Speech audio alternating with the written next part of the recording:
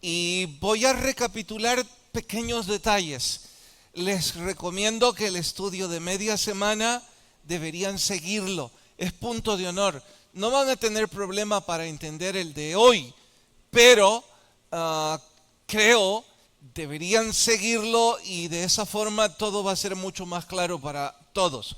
Bueno, he de empezar por recordarles que dispensacionalismo no es más que un sistema de interpretación bíblico. Dije, y a forma de ilustración, que de la misma forma que hay sistema Android y sistema iOS para usar nuestros aparatos celulares, así hay un sistema de interpretación. No uno, hay varios.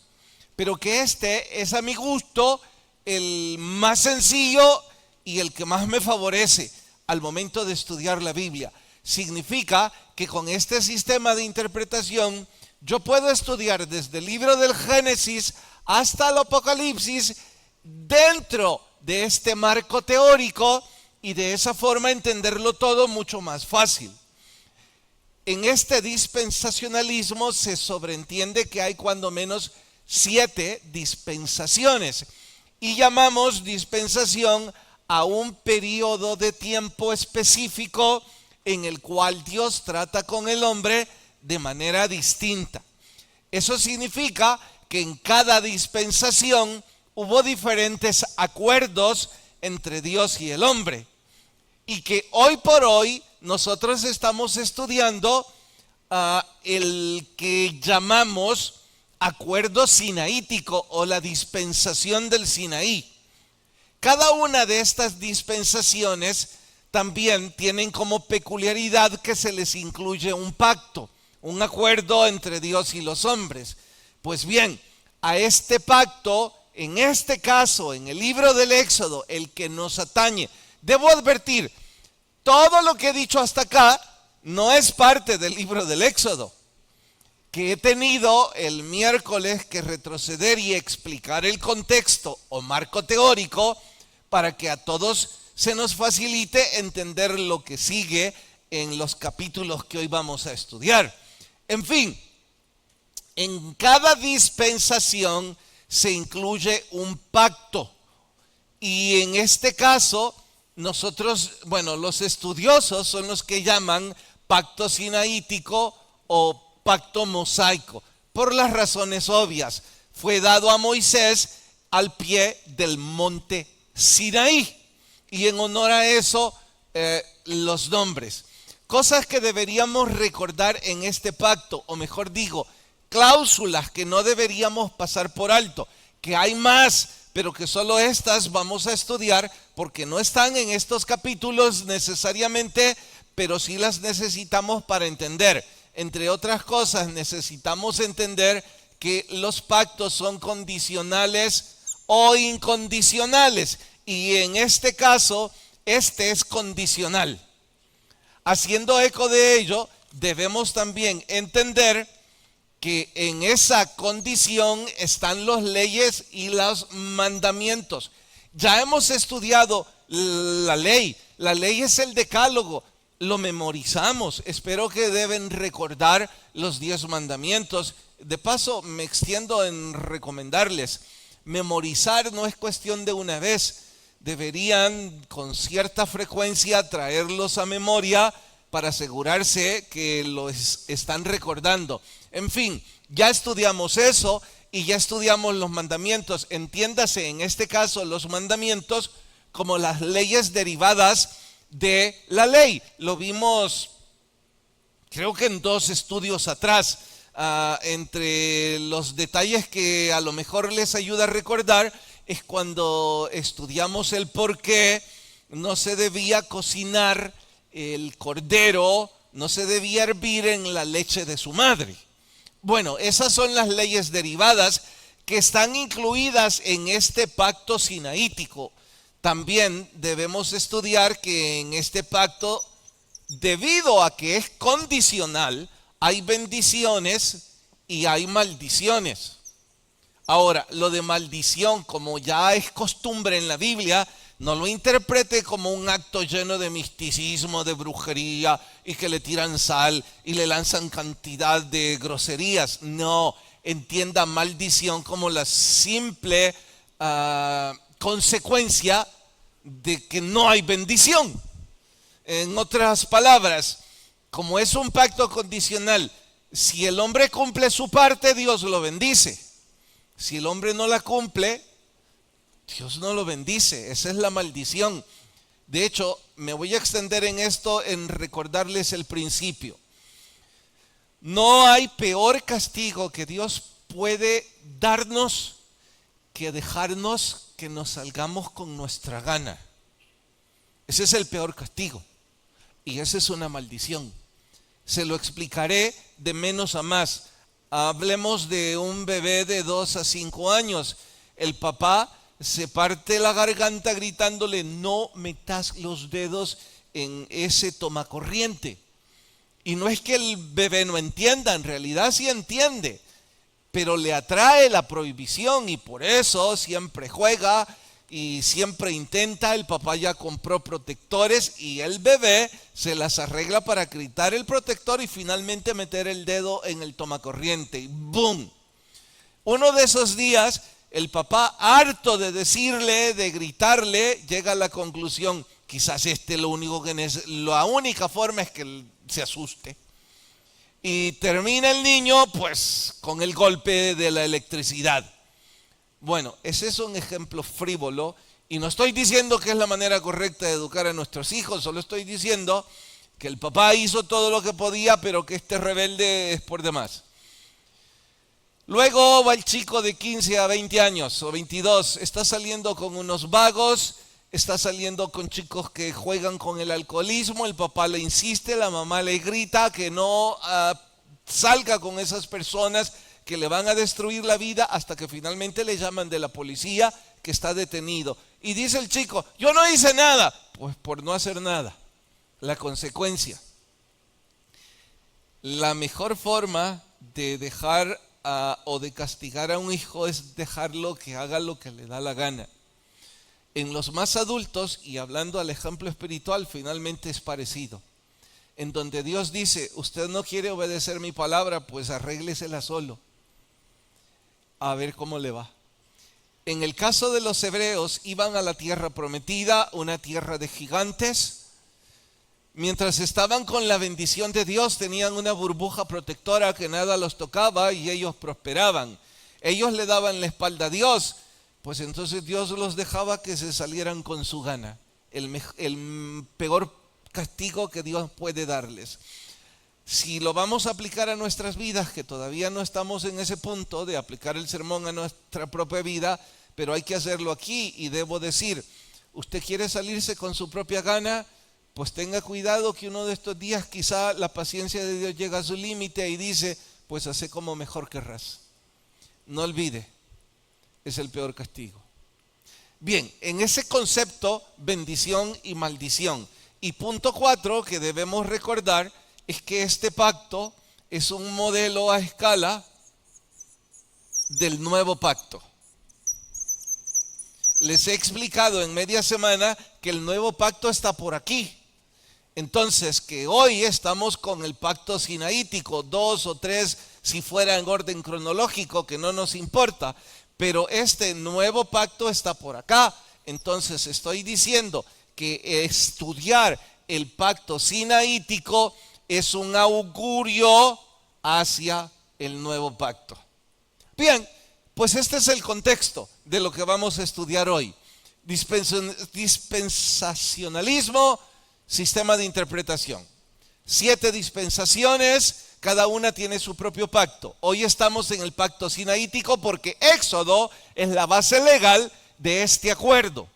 Que este acuerdo incluye cuando menos estas 4 cláusulas y que nosotros debemos estudiar estas 4 cláusulas.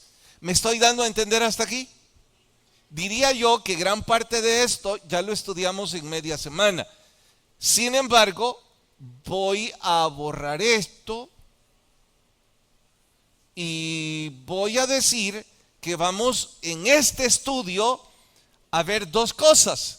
La primera es la bendición, que en este caso, aun cuando son muchas, la más emblemática y la que corresponde estudiar hoy es la promesa de que Dios habitaría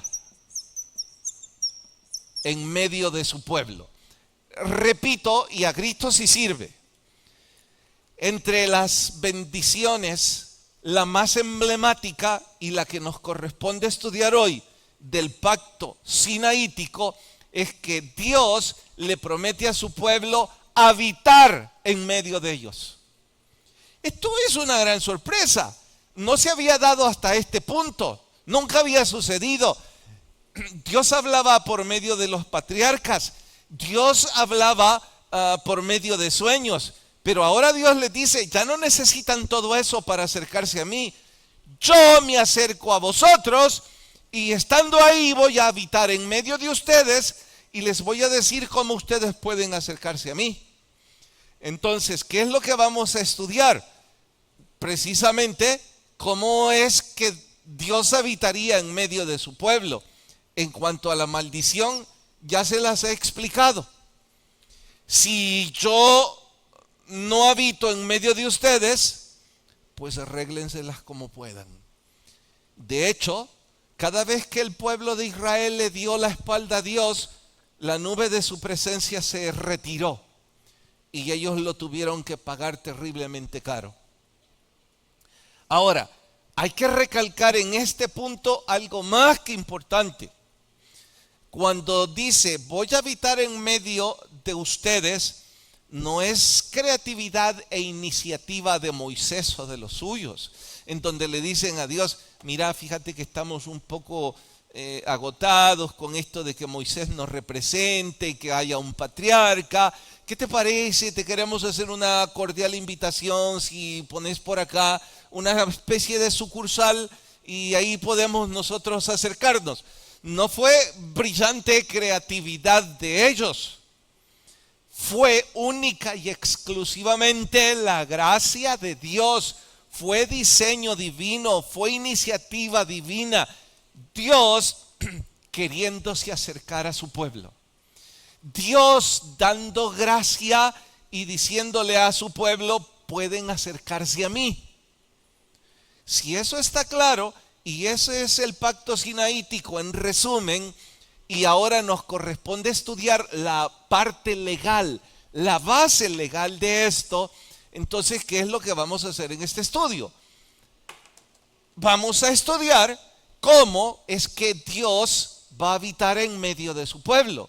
¿Cómo es que nos vamos a acercar? Recordarán que el penúltimo libro que leímos en el club de lectura de Lutzer, que por supuesto fue una joya, en cuanto a la vida de Moisés, el libro no de casualidad, sino de causalidad, de propósito. El libro habla de la historia de Moisés, del peregrinaje y de todo lo que hemos estado leyendo en Éxodo. ¿Que cómo se llama el libro? Acercándonos a Dios. Y en el prólogo, el escritor advierte, es la gracia de Dios permitiendo que el hombre se acerque a Él. Bueno, entonces, ¿qué vamos a hacer en este estudio? Ver esa base legal. ¿Cómo es que Dios iba a habitar en medio de su pueblo? ¿Y cómo es que nosotros nos podríamos acercar a Él? Ahora, mientras hacemos eso, vamos también a recrear la siguiente dinámica.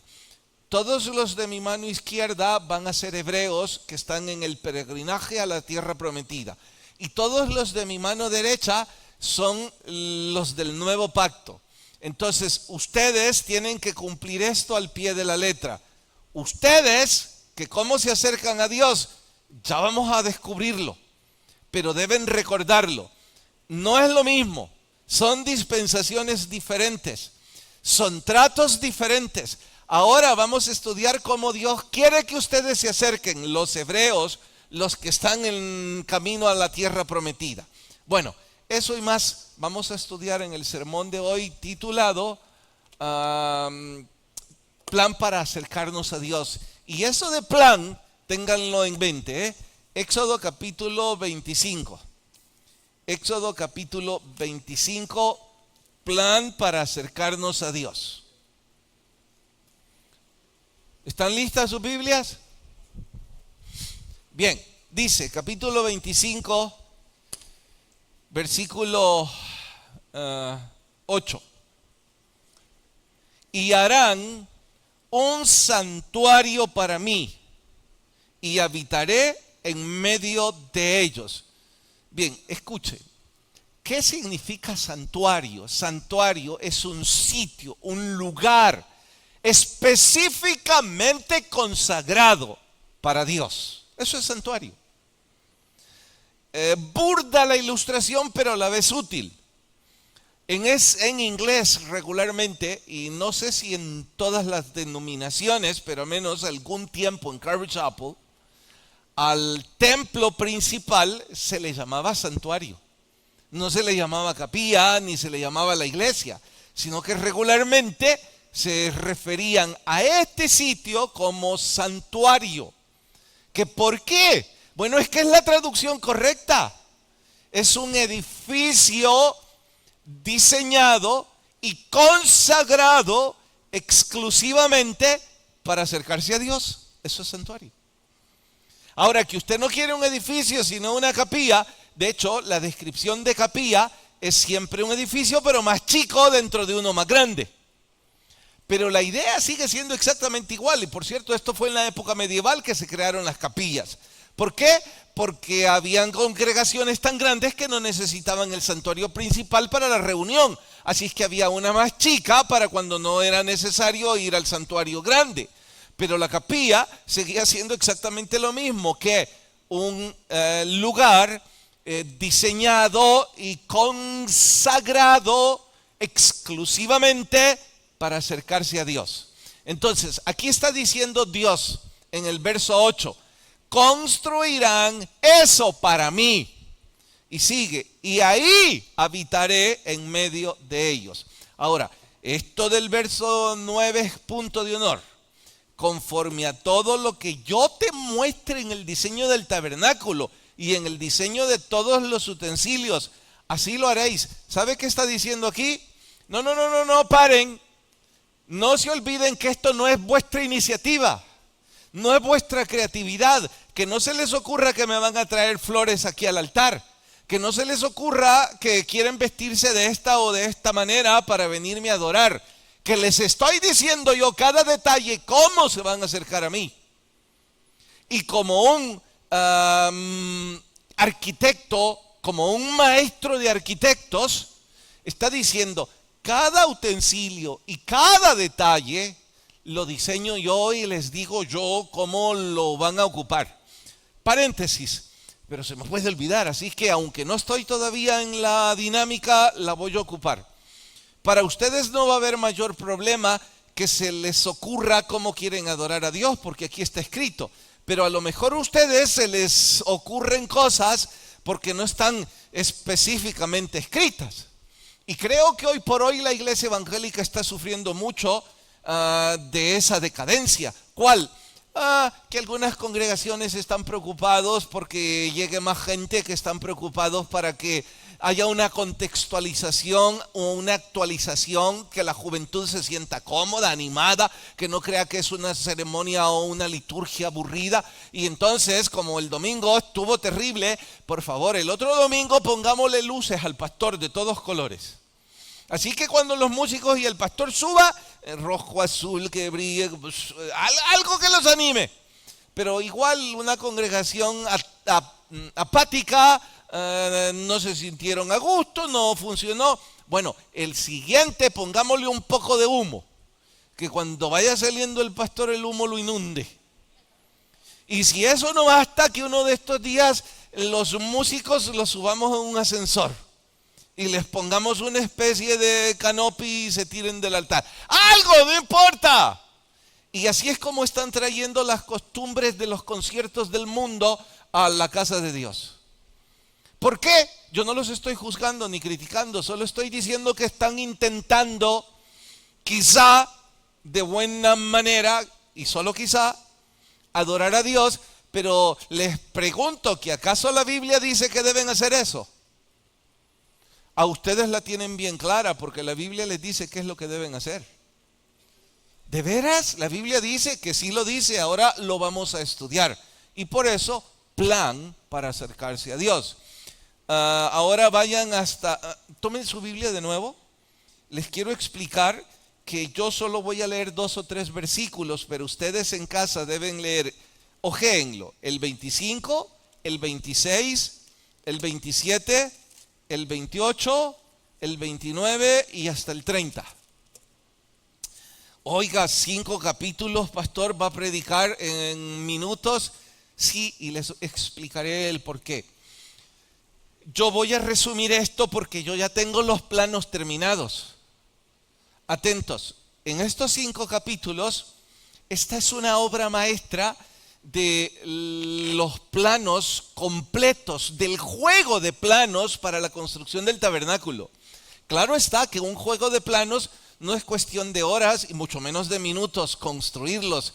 Requiere horas de planificación y muchas horas de dibujo, de diseño, funcionabilidad y la intervención de cantidad de profesionales en multidisciplinas para que un juego de planos esté terminado y se diga construya. Pero yo ya los tengo. Entonces, yo no les voy a leer todos los detalles que sí están aquí. Yo solo les voy a mostrar el plano. Y como para bendición mía, leer planos es algo que aprendí desde que estudié bachillerato. Entonces eso es tan simple como venir y describírselos en pocos minutos.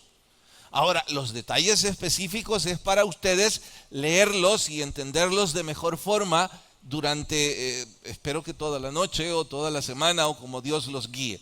Voy a leer otro más para animarlos y empujarlos. Vayan al versículo 40, 25-40, dice: mira y hazlos conforme a qué cosa, al modelo que te ha sido mostrado. Deja de estar inventando, que vas a sacar tus propios modelos. Hacelo conforme te he dicho. Y si revisan las negrías de estos 5 capítulos, descubrirán que se trata de todos los utensilios del templo. Bueno, hasta ahí, por favor, oren conmigo. Señor, te rogamos que tu gracia nos ayude y que podamos todos crecer a través del estudio de tu palabra. Gracias por ser bueno con nosotros en Cristo Jesús. Amén.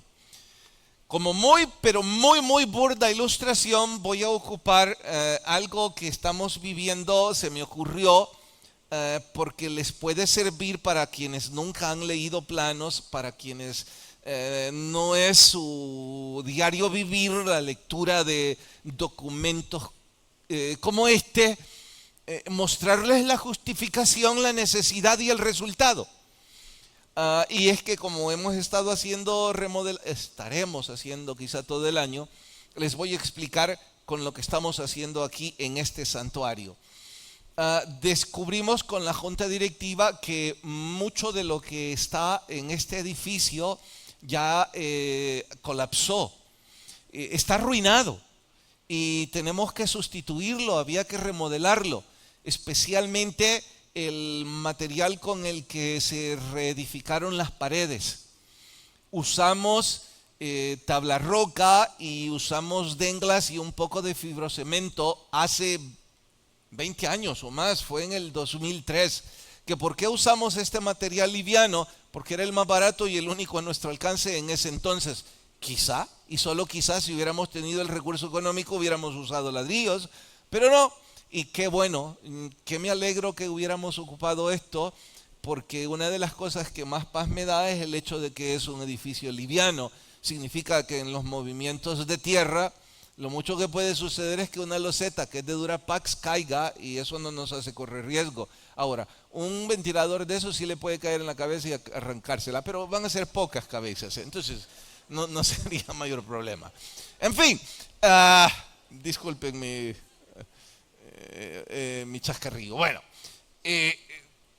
pero por ser material liviano, obviamente ya llegó a su tiempo de vida. Y miren, el arquitecto que nos ayuda y que amorosamente nos diseñó alguna remodelación, me manda estas fotos y me dice: pastor, esto está hecho pedazos, véalo usted. Esta es la planta existente, esta es la fachada existente. Si ustedes son acuciosos verán que en la parte de arriba todas esas paredes estaban ya infladas, están deterioradas y revisamos por dentro, el fibrocemento ha empezado a desmoronarse y las tejas ya no servían, y si vamos a la parte de abajo, igual se está desmoronando. Así que no necesitábamos ser ingenieros para saber que esto había llegado el tiempo de cambiarlo. Venía el invierno, viene el invierno y esto a lo mejor no soportaba más. Además de que ya se cambió todo el techo, había que hacer todo esto.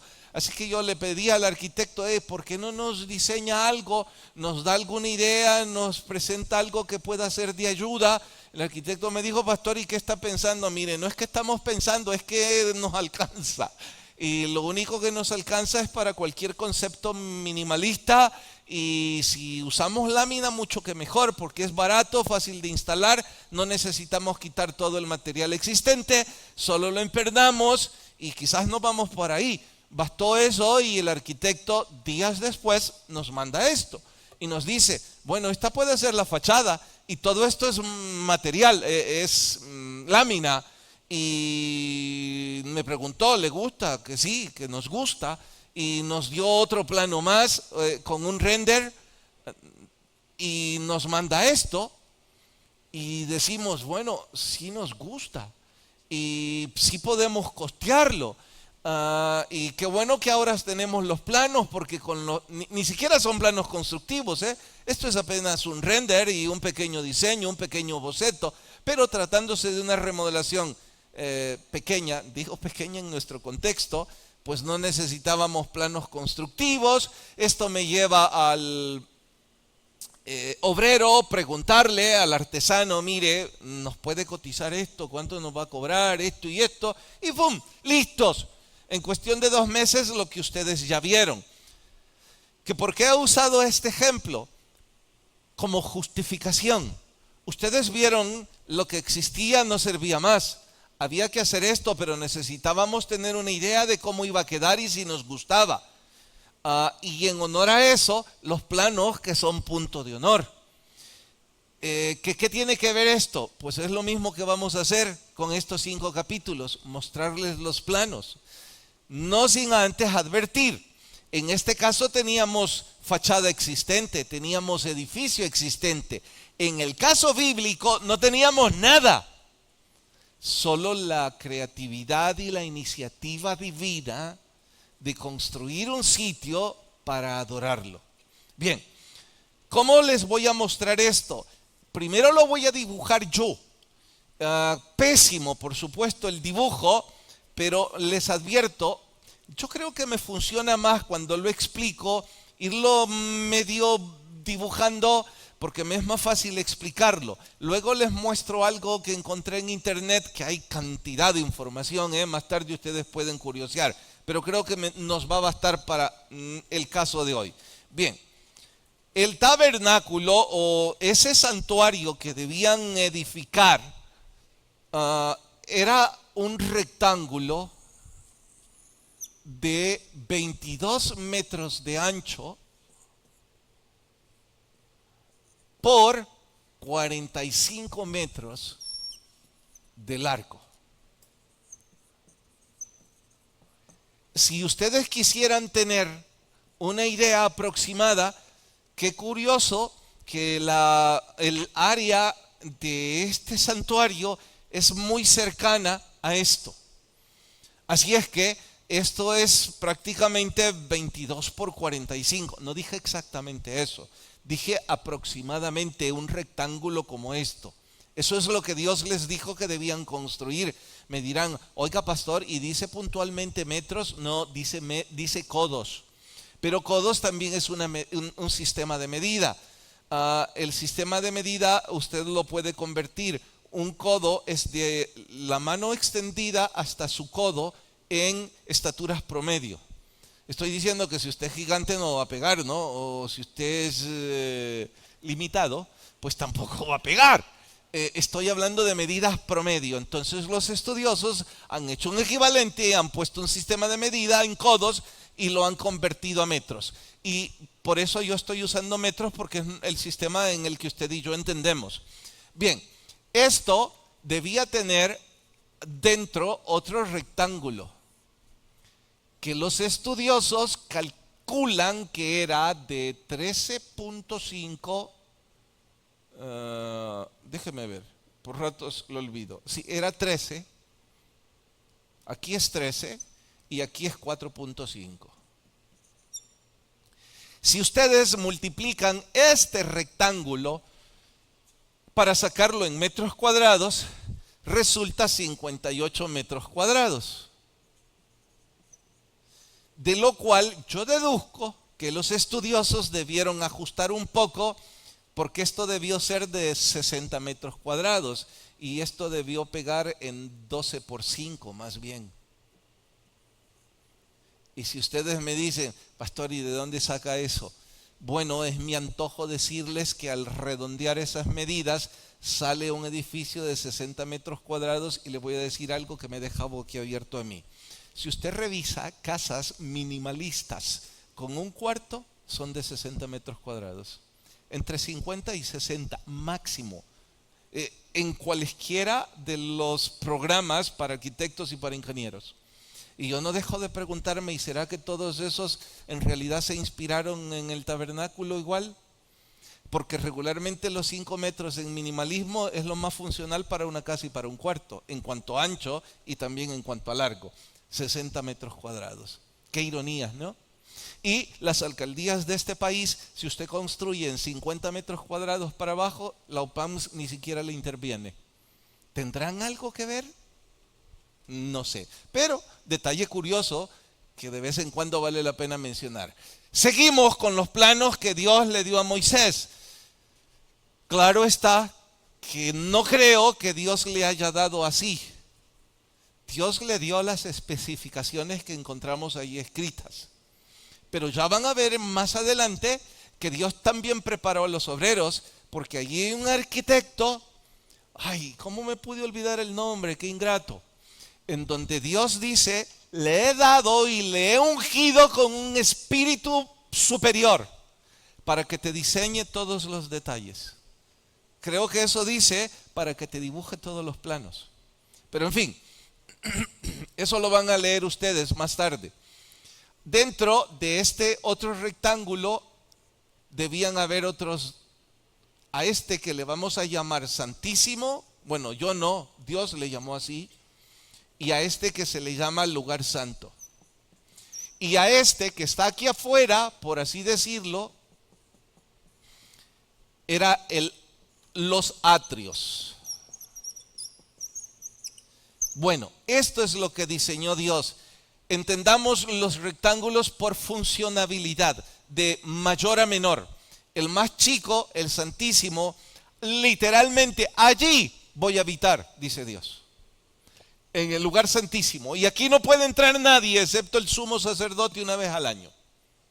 Luego, estoy yendo de más a menos. En el segundo rectángulo es el lugar santo. Ahí pueden entrar otros sacerdotes a ministrar. Ya les explico cómo. Aquí. Y todo el pueblo va a tener derecho a los atrios, alrededor. Si ustedes revisan 2 o 3 veces los santuarios católicos ocupan precisamente esta distribución en planta. ¿Y los evangélicos no, pastor? No, en lo absoluto. Que jamás se le vaya a cruzar a usted por la mente que estamos refiriéndonos al púlpito como el lugar santísimo. Eso sería una aberración terrible que no se le debe ni cruzar por la cabeza a usted. El púlpito es simple y sencillamente un sitio en nuestro contexto en donde se pone en alto, porque si no, no me van a ver al momento del estudio y sería contraproducente. Pero si tuviéramos los recursos que tienen las iglesias norteamericanas es al revés. Ellos tienen anfiteatros. La distribución de ellos es que el púlpito siempre está abajo. Claro, tienen el dinero para hacer todo eso. Imagínense nosotros. Pero esa es la razón por la que se distribuye. Ahora, en nuestro contexto, usted diría, ¿y cuál es nuestro lugar santo? Nuestro lugar no existe. Estos santuarios no están dedicados en honor a eso. Lo único que en el final del camino podríamos medio comparar es decir que el atrio, todo lo que está afuera, es algo así como el lobby o como la entrada o el acceso, y que el lugar santo, es decir, donde oramos, es aquí, pero hasta ahí. El Shekinah, el lugar santísimo, la presencia de Dios, eso es el Espíritu Santo, más nada. Hablándoles a los de esta área. ¿Me doy a entender cuando digo eso? Porque ustedes recuerden que están en el Antiguo Testamento. Bien, seguimos entonces. Ya estudiamos la distribución vista en planta, los edificios principales. Ahora hay que colocar los utensilios que estaban ahí. Para colocar los utensilios vamos a hacer esto. Esta es la entrada, Así es que al nomás entrar, aquí estaba el altar del holocausto. ¿Qué era el altar del holocausto? Era simple y sencillamente una hornilla en donde ustedes, los hebreos, como padres de familia, traían a su familia con un animal y se lo entregaban aquí al sacerdote. El sacerdote lo tomaba en sus brazos, lo sacrificaba, lo sajaba, lo sangraba, y mientras sangraba, la sangre salpicaba en la ropa de su familia y en la del sacerdote. Luego que el animal ya había sido sacrificado, era puesto en la hornilla y quemado al fuego. El sacerdote tomaba esto por sus pecados y los de su familia. Que Dios aceptaba el sacrificio vicario, con B labidental. Vicario significa en lugar de. Entonces usted es el pecador, usted ha traído ese animal para que ese animal pague sus pecados y Dios lo acepta. Y por eso se coloca aquí y por eso es sacrificado y su sangre es rociada. Una vez hecho eso, tanto el sacerdote como la familia iba al segundo sitio o al segundo paso, que era el lavacro. Lo pongo aquí, que es simple y sencillamente un lavamanos gigante llamado el lavacro. ¿Para qué? Bueno, para lavarse la sangre que había sido salpicada, para purificarse, para limpiarse. No dejen de tomar en cuenta que para ustedes el agua era un bien tan preciado como es para nosotros hoy día el oro o el petróleo. No estaba a la vuelta de la esquina. Apenas si había agua, y purificarse era un acto de muchísimo valor y muchísima trascendencia, o lavarse. Bien, una vez hecho esto, aquí ya no podía entrar el pueblo, sino que entraban nada más los sacerdotes, y habían otros 3 elementos en este rectángulo. Aquí estaba otro altar que se llamaba el altar del incienso. Estoy poniendo esto simulando humo. ¿Que para qué sirve el incienso? Es simple y sencillamente velas aromáticas. Si usted le coloca aroma a una simple candela o aceite con aroma, pues el olor va a ser fragante. Y representa que nuestras oraciones van al cielo como una ofrenda agradable. Por eso el altar del incienso, los sacerdotes oraban en este sitio. Luego estaba una mesa con 12 panes de la proposición, que representaban la provisión de Dios a la nación hebrea, las 12 tribus de Israel. Aquí estaba el candelabro, 7 brazos. Todos sabemos, porque estudiaron conmigo lo de la zarza, que la zarza es una especie de emblema que luego se convierte en candelabro de 7 brazos con fuego que no se consume, y que se convirtió en una especie de escudo para la nación hebrea. ¿Qué representaba aquí? Que la luz del Espíritu de Dios permanecía encendida en la casa de Dios. Y luego el lugar santísimo. En el lugar santísimo había otra parte rectangular, pero este era más bien una especie de caja, y esto era el arca. Y dentro de este arca habían 3 cosas.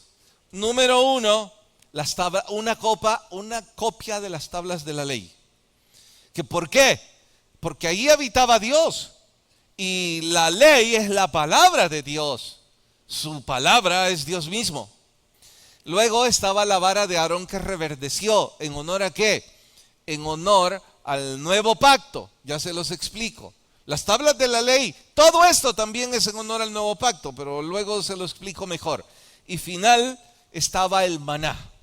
Una copia o una muestra del maná de la provisión de Dios. Bien, esto está en 5 capítulos y esta es la forma en que ustedes, hebreos, se van a acercar a nuestro Dios. Por si no está suficientemente claro, voy ahora sí pasarles un video con dibujos. ¿Vías cómo era el tabernáculo? Tabernáculo se dividía en 3 partes, las cuales eran el atrio, el lugar santo y el lugar santísimo. Al entrar por la puerta se encontraba el atrio, en el que estaban el altar de bronce y la fuente de bronce.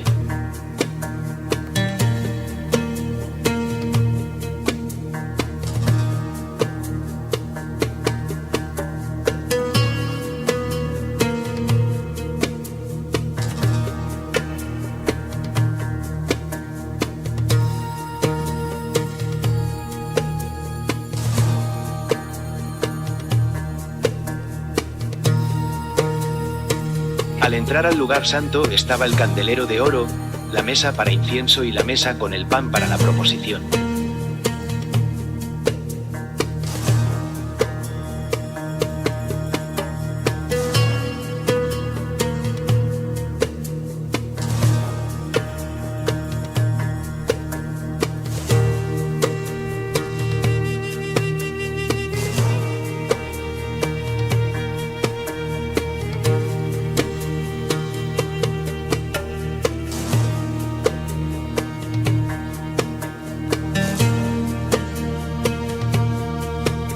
Pasar el velo se encontraba el lugar santísimo, en el que solo estaba el arca del pacto que contenía los 10 mandamientos, una urna de oro con el maná y la vara de Aarón que reverdeció.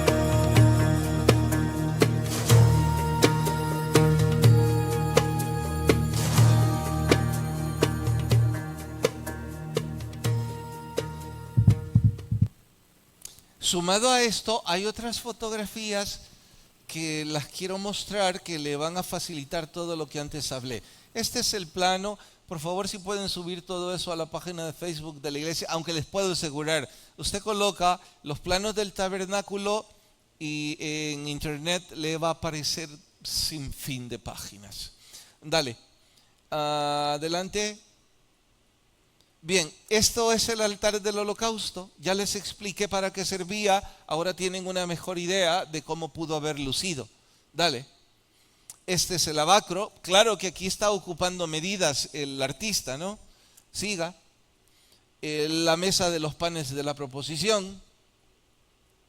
Aquí está una réplica del candelabro de 7 brazos. El altar del incienso. Y esto es el arca del testimonio o el arca del pacto. Por cierto, los cinéfilos o cinéfilos, se me olvida la palabra correcta, recordarán la multitaquillera película de los cazadores del arca perdida de Indiana Jones. Este es el arca que anduvo buscando Indiana Jones, que según él la encontró, pero es mentira porque el Apocalipsis dice que Dios la llevó. Siga. Y dentro de esa arca, bueno, ahí están las tablas de la ley, la vara de Aarón que reverdeció y una muestra del maná. Listo. No hay más, ¿cierto? Señores hebreos, ¿saben ahora ustedes cómo acercarse a Dios? ¿Saben para qué sirve todo esto? ¿No tienen ninguna duda? ¿Todo bien claro? Bueno, me alegra por ustedes. No olviden que les dije que esto es un modelo hacia el nuevo pacto, porque tristemente, ustedes son un pésimo ejemplo para la posteridad. Ustedes no cumplieron su parte del pacto. Aunque este pacto funcionaba y todo era hermoso y iba muy bien, ya ustedes saben que en pocos días después de estos capítulos, lo que ustedes fueron a hacer al pie del monte Sinaí. ¿Se acuerdan, no? ¿No? ¿No se acuerdan? Bueno, se los recuerdo, ustedes están a punto de desencadenarse de todo tipo de orgías y de desórdenes. Y si alguno dice, no, pastor, yo no voy a estar ahí, Dios lo guarde, espero que no. Pero en la historia bíblica eso es lo que sigue en unos días con ustedes. Ustedes no cumplieron su parte del pacto. Pero igual, Dios ya había diseñado que esto era un modelo para el nuevo pacto, en el cual no se necesitaba que ustedes cumplieran nada, en el cual Él cumpliría todo y sería el modelo para que ustedes se acercaran a Dios. Ahora les pregunto, ¿ustedes saben cómo acercarse a Dios, los del nuevo pacto? ¿Sí, amén? ¿100% seguros? Demuéstrenmelo, díganme cómo acercarse a Dios. Lo voy a ir anotando.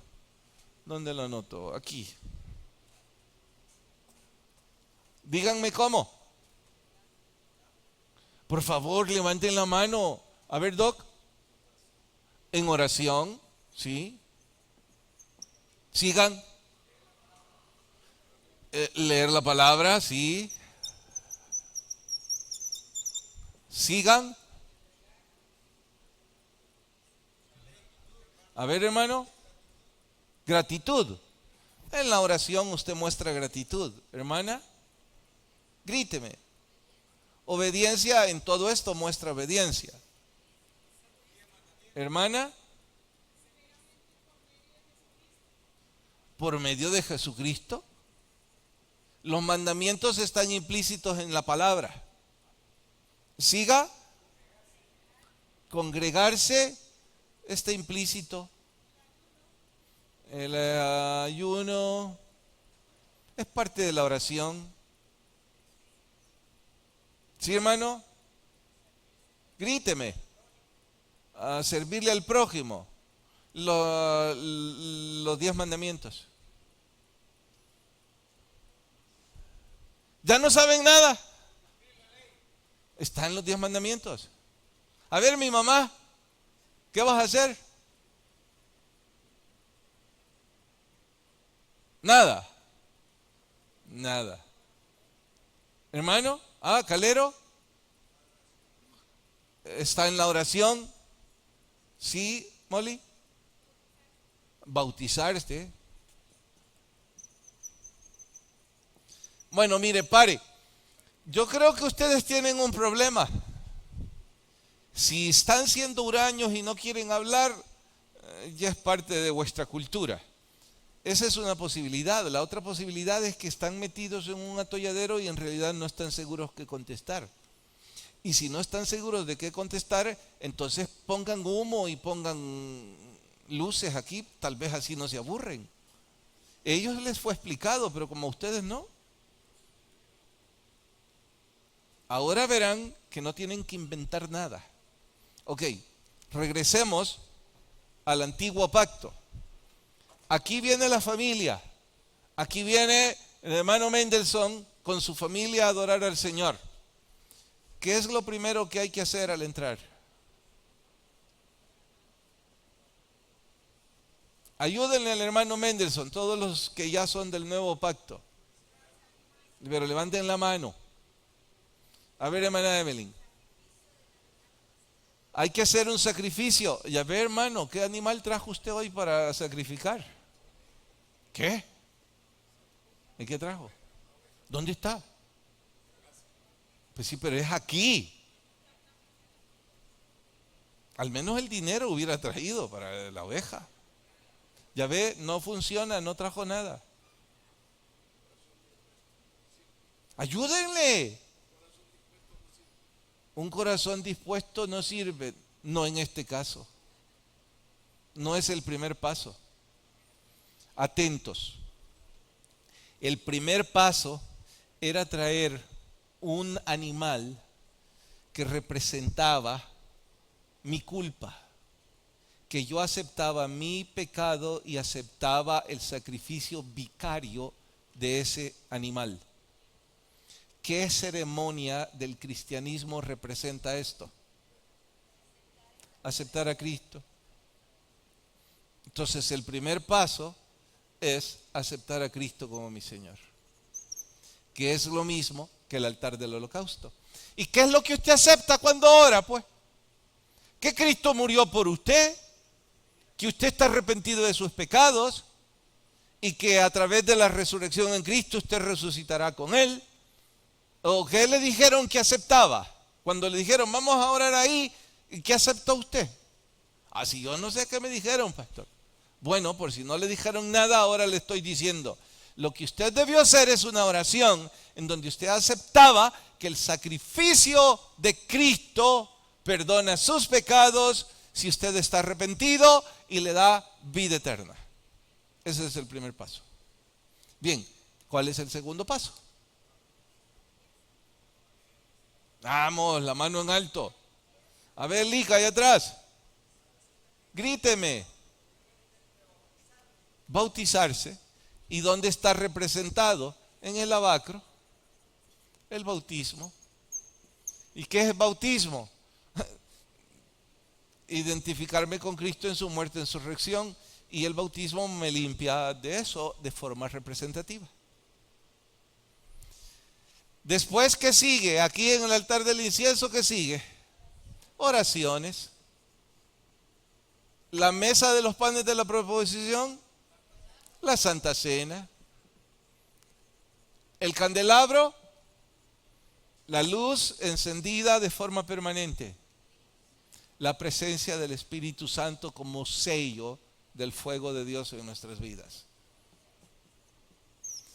Y luego acá, en la presencia de Dios misma, que es sino su palabra, las tablas de la ley, que por qué la vara de Aarón, porque la vara de Aarón que reverdeció representa el tronco de Isaí que va a reverdecer, y que también Daniel dice que habrá un tronco que volverá a dar vida, y ese es la primicia de la resurrección de Cristo Jesús.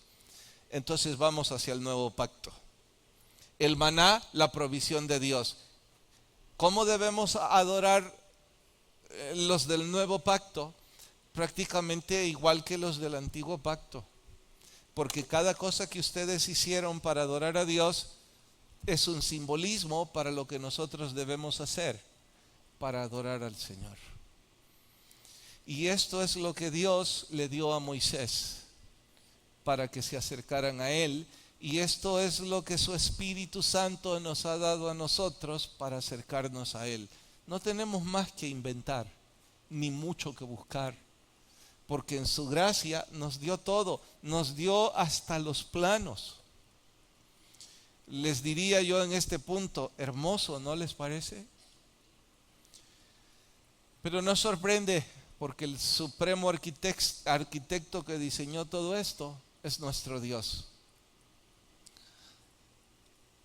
Desde 30 años atrás que empecé a estudiar esto y que me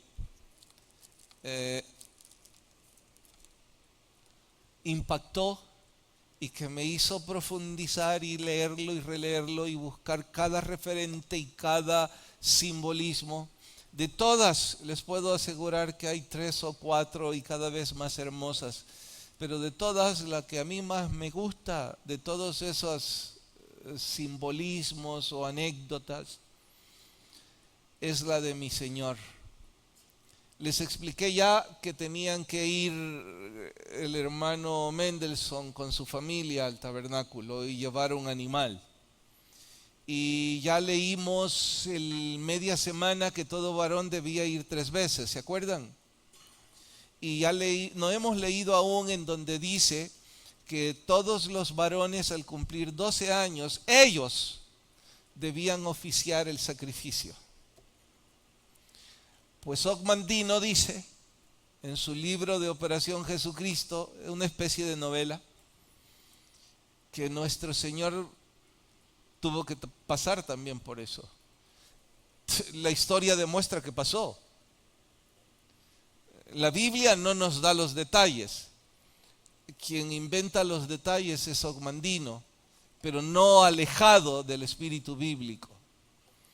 Él narra que nuestro Señor, siendo un niño a los 12 años, también tuvo que ir al tabernáculo y tuvo que entregar un animal y ver que su sangre era derramada, sabiendo que en 20 años después el cordero sin mancha, que su sangre iba a estar siendo salpicada, era la de él. Si usted dice, oh, era un niño, no fue algo traumático, impactante, no sabe lo que está diciendo. Porque si revisa más adelante, la historia cita que cuando nuestro Señor estaba a punto de ir a la cruz, su sudor era como sangre, por la angustia que su corazón tenía. Ha olvidado también que cita que le oró al Padre diciendo, ¿es posible que yo haga esto sin que pase ese sufrimiento? Y el Padre enmudeció. Mi Señor sufrió y lo hizo por amor a usted y por amor a mí. Que usted y yo ahora no vivamos ni siquiera un poco agradecidos, que no tengamos tiempo ni pasión para servirlo, que no pongamos un poquito de nuestro amor para entender todo esto y vivirlo, no puede ser. Pero saben, ustedes los hebreos podían llegar y hacer una pantomima de la ceremonia. Pastor, no sea tan duro con los hebreos. Si Jesús lo dijo, ustedes han convertido mi casa en cueva de ladrones. Y van cada fin de semana a hacer la pantomima, pero sus corazones no están cerca de Dios. Pero esa misma figura la podemos hacer los del Nuevo Testamento. Cuando vamos a la casa de Dios por puro costumbrismo, obligatoriedad o por conveniencia. Pero no por el gozo, por la devoción y la pasión de adorar a nuestro Señor. Cada quien decide lo que debe hacer. Dios dio el camino para acercarnos a Él. Es responsabilidad suya o mía querer caminar esa senda. Oramos.